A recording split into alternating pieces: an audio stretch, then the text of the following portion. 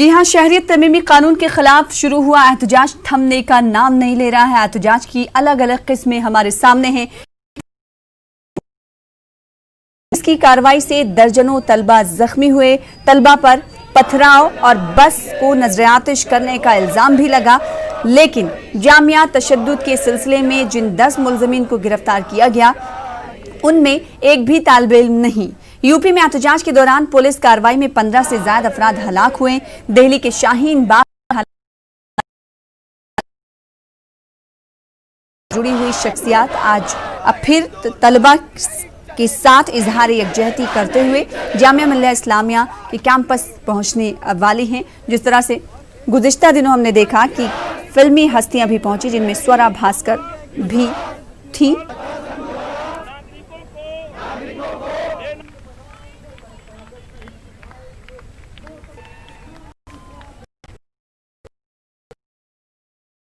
शहरियत तरमीमी कानून एनआरसी और एनपीआर के खिलाफ एहतजाज कर रही है समाजवादी पार्टी, और उन पर निशाना साधते हुए उन्होंने कहा है कि अखिलेश यादव को 1 महीना पाकिस्तान में रहना चाहिए और फिर उन्हें पता चल जाएगा कि आखिर पाकिस्तान में क्या होता है। इसके बाद सियासत गर्मा गई है। इस मुद्दे पर हम बातचीत करेंगे। हमारे साथ हमारी नुमाइंदा रंजना लखनऊ से जुड़ रही हैं। खुर्रम शहजाद का सबसे पहले रुख कर लेते हैं। खुर्रम, कल तलबा ने भूख हड़ताल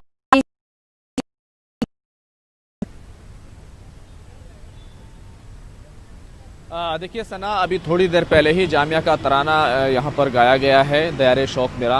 और आपको मालूम होगा कि जामिया मिल्लिया इस्लामिया और गांधी जी का एक करीबी ताल्लुक था, और उस करीबी वो रिश्ता जो है वो अब सत्याग्रह की सूरत में आपको नज़र आएगा। यहाँ पर जो एहतजाज है उसकी शुरुआत हो चुकी है। ये सारे लोग हैं जो ये सारे लोग यहाँ पर मौजूद हैं। हम इनसे बात करने की कोशिश करेंगे कि ये आखिर जो यहाँ पर भूख हड़ताल कर रहे हैं, आखिर सरकार से क्या कहना चाहते हैं, क्या कहना चाहते हैं सरकार से? जब तक सरकार ये काला कानून वापस नहीं ले लेती, जिसके लिए उस संविधान की बचाने की इस लड़ाई में हम तब तक करेंगे, 12 दिन के लिए या 12 घंटों के लिए नहीं, जब तक करेंगे जब तक हमारी जान में जान है। मैं कुछ देर पहले देख रहा था, आपको शेर भी गुनगुना रहे थे, क्या कहेंगे गांधी जी? तो हम लोगों ने ये हंगर स्ट्राइक रखा और ये लगातार जारी रहेगा, बदस्तूर जारी रहेगा जब तक सरकार के लोग यहाँ आकर के हम लोगों से बात नहीं करते हैं। और जहाँ तक रही बात आगे की, तो हम लोग कोशिश कर रहे हैं, लेकिन एक चीज मैं यहाँ पर कहना चाहूंगा कि सरकार कोई भी यहाँ पर कोई लोग आ नहीं रहे हैं और हम लोगों से बात करने की कोशिश नहीं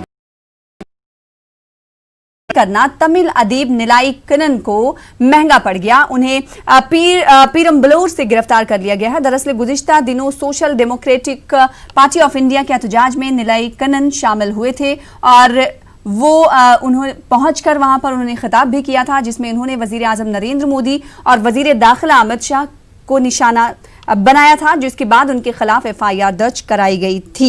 इस खबर पर मजीद बातचीत करेंगे। पद्मप्रिया हमारे साथ, हमारी नुमाइंदा चेन्नई से जुड़ रही हैं। हर डिसीजन अमित शाह जी ही लेते हैं। अगर उनको हटा दिया जाए तो देश को ऐसे सीएए जैसे एक्ट से बचा सकते हैं, ऐसे उन्होंने बोला था। उनका भाषण बिल्कुल भड़काऊ माना जा रहा है और ऐसा भी माना जा रहा है कि इन्होंने वायलेंस को इन्वोक किया है। और जो भी उस भाषण में उन्होंने जो भी बोला था प्रधानमंत्री और गृह मंत्री के बारे में, वो यहाँ पे बिल्कुल भी वायरल हो चुका है। सारे सोशल मीडिया प्लेटफॉर्म्स में वो शेयर किए जा रहे थे। और तमिलनाडु में, मुल्क में जहाँ कोई भी प्रोटेस्ट हो रहा था, उनका वीडियो वहाँ पे भी दिखाया जा रहा था। तो इस जरिए बीजेपी के यहाँ पे मुल्क में और भी प्रोटेस्ट जारी है। यहाँ के सारे आपके पास लौटेंगे। पद्मप्रिया हमारे साथ जुड़ी रहें।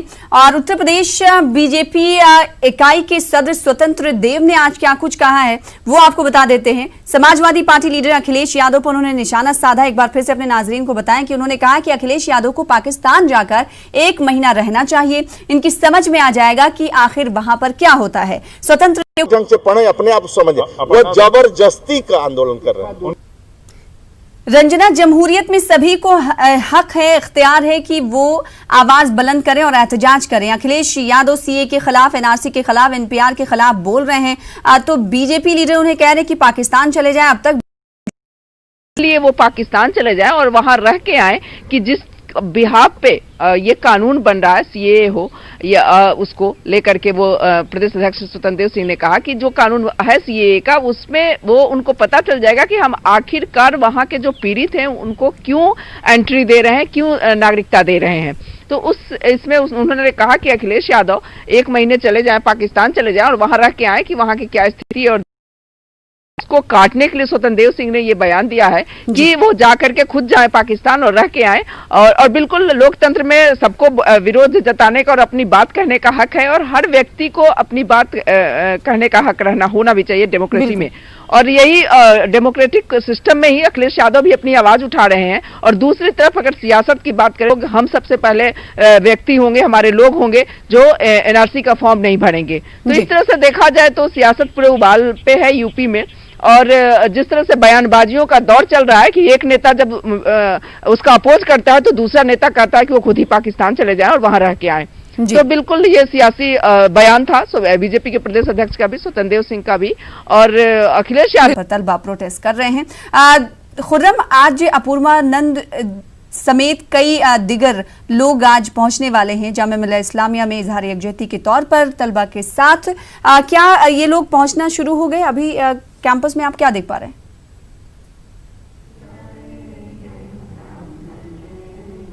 देखिए सना, मैं यहाँ की तस्वीरें आपको दिखा दे। आफ्ताब अहमद, आज 3 बड़े लोग और उसके अलावा दूसरे सामाजिक कारकुन वो भी यहाँ पहुँचने वाले हैं। तो 1 बजे से 5 बजे के बीच में ये पूरी कॉल है।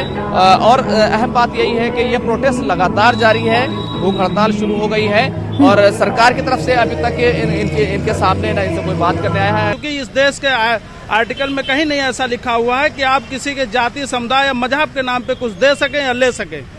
आप यहाँ पर आए हैं, क्यों लगा कि यहाँ पे आना चाहिए और जरूरी क्यों है? ये तो हर मुसलमान के लिए आना है, ये सब पूरी हिंदुस्तान के लिए जो है ये है दिखलाना है मोदी को, ये मोदी क्या करना चाह रहा है। इस तरह के हालात हैं मुल्क में, अब आगे का क्या रास्ता दिखाई देता है? मुल्क के लिए बड़ा दौराहा एक पैदा हो गया है। अभी के हालात काफी मुश्किल है मुल्क के लिए, क्योंकि हमारा जो संविधान का सवाल है, संविधान पे मुश्किल आ पड़ी है। तो इस मुश्किल से बचाने के लिए अवाम जो है बरहमी का इजहार करें, मरकजी सरकार के खिलाफ गुस्से का इजहार करें। खुर्रम, आपके पास लौटेंगे। इनका नाम जो है निलाई कनन है, जो अदब की दुनिया में अहमियत की हामिल है और इन्हें पेरम्बलूर से परसों गिरफ्तार किया गया और ये एसडीपीआई के एक प्रोग्राम में शामिल हुए थे, जिसके बाद इन पर इल्जाम लगाया गया कि इन्होंने प्रोवोक करने की लोगों की कोशिश की। देखिए, समाजवादी पार्टी शुरू से ही इस मुद्दे को लेकर के एग्रेसिव है। समाजवादी पार्टी के राष्ट्रीय अध्यक्ष अखिलेश यादव खुद इस मामले को लेकर के अब सामने आए हैं। सड़क पर उतरेंगे समाजवादी पार्टी के नेता। अगर स्वतंत्र यादव के बयान का जवाब समाजवादी पार्टी के वो हमेशा समाजवादी पार्टी के नेता, कल विपक्ष के नेता राम गोविंद चौधरी ने भी प्रेस कॉन्फ्रेंस की और कहा कि बीजेपी अपनी नीतियां ही ऐसे बना रही है कि नफरत वाली नीतियां हैं। तो इस तरह से जो आधार समाजवादी पार्टी बना रही है जिस चीज को, और बीजेपी उसकी, क्योंकि जो बात मैं कह रही थी सियासी बयान वो इसलिए करेंगे कहीं न कहीं बीजेपी को ये लगने नहीं भरेंगे और सबसे पहला फॉर्म नहीं भरने वाला मैं होऊंगा। तो इस तरह से देखा जाए तो आमने सामने आ गई हैं इस मुद्दे पे। ठीक है, दोनों पार्टियां आमने सामने हैं। खुर्रम का एक बार फिर से रुख करेंगे। खुर्रम, हम देख रहे हैं कि तातील होने के बावजूद भी तलबा जो है एहतजाज पर बैठे हुए हैं और लगातार हम उनसे सवाल करते हैं कि आखिर कब तक एहतजाज ये जारी रहेगा, तो उनकी अपनी दलीलें हैं। लेकिन अब तातीलात जो है खत्म भी हो रही है। 5 जनवरी से यूनिवर्सिटी खुल जाएगी, हालांकि इस ताल्लुक से कुछ अभी बातें एक्सटेंड हो सकती है, यानी उनको बढ़ाया जा सकता है। खासतौर से जिस तरह से इस पूरे मामले को सुप्रीम कोर्ट में जिस तरह से चैलेंज किया गया और 22 जनवरी की डेट लगाई गई है, तो कुछ दिनों के लिए छुट्टियां बढ़ाई जा सकती हैं। लेकिन दिल्ली का मौसम काफी बेहतर हो गया है और छुट्टियां बढ़ाना और उसको जस्टिफाई करना आसान नहीं होगा, क्योंकि अगर छुट्टियां बढ़ाई जाती हैं तो सीधे तो खद्दोखाल सामने आ गए हैं। अब सामना के जरिए निशाना भी साधा गया है कांग्रेस पार्टी पर।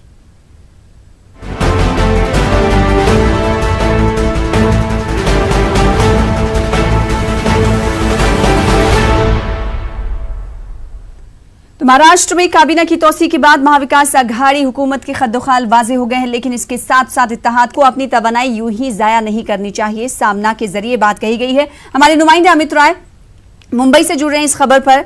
सामना के जरिए कांग्रेस पर निशाना शिवसेना का ये माना जा सकता है। अमित, क्या ये मान लिया जाए कि महाविकास आघाड़ी में सब कुछ ठीक ठाक नहीं चल पा रहा है?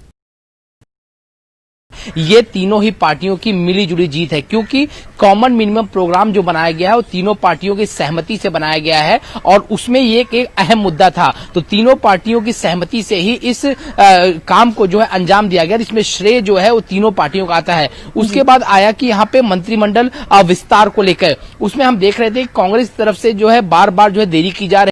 कैबिनेट मंत्रालय दिया गया, लेकिन वहीं अमीन पटेल जो तीसरी बार जीते हैं यहाँ पर, उसके पहले 2 बार कॉर्पोरेटर रह चुके हैं, उन्हें जो है मंत्री पद नहीं दिया गया। और इसको लेकर उन्होंने सोनिया गांधी को एक खत भी लिखा है। उन्होंने साफ तौर पर उस खत में ये बयां किया है, जो हमारे पास सूत्रों के हवाले जानकारी निकल के सामने आ रही, कि असलम शेख वही शख्स है जो विधानसभा चुनाव के पहले बीजेपी की तरफ जा रहे थे और बीजेपी से बात नहीं बनने के कारण अंत में उन्होंने कांग्रेस टिकट ले लिया। तो पोलियो का बंटवारा जो है वो कर दिया जाएगा और हमारे पास एक लिस्ट आई है जो सूत्रों के हवाले से हमारे पास जानकारी आई कि आखिरकार किसको क्या मिलेगा। हमारे पास जो लिस्ट है उसमें ये बताया जा रहा है कि शिवसेना को जो है आवास, शहरी विकास, जल संसाधन, राज्य सड़क विकास, उद्योग, उच्च और तकनीकी शिक्षा, कृषि, सामान्य प्रशासन और परिवहन जैसे विभाग मिलने की संभावना है। वहीं अगर बात करें अगर एनसीपी की, तो एनसीपी के जो इस समय शिवसेना के पास है यानी एकनाथ शिंदे के पास है, वह गृह मंत्रालय जो है एनसीपी यानी अमित, अब हो सकता है कि आने वाले दिनों में कांग्रेस को कलमदानों को लेकर भी परेशानी हो, पेच फंस सकता है कलमदान को लेकर जो चाह रही है कांग्रेस। अगर वो नहीं मिलेगा तो जाहिर सी बात है पेच फिर फंसेगा। उन 4 मंत्रियों में ये 3 विभाग कैसे बांटा जाए, इसको लेकर जो है बिल्कुल माथापच्ची जो है वो चल रही है। तो सवाल ये उठता है कि कांग्रेस में हिस्सेदारी, कैबिनेट में हिस्सेदारी को लेकर बात नहीं बन पा रही है, नाराज है लीडर। अब देखना ही होगा कि कलमदानों की जब तकसीम होगी तो क्या उस पर भी कांग्रेस को एतराज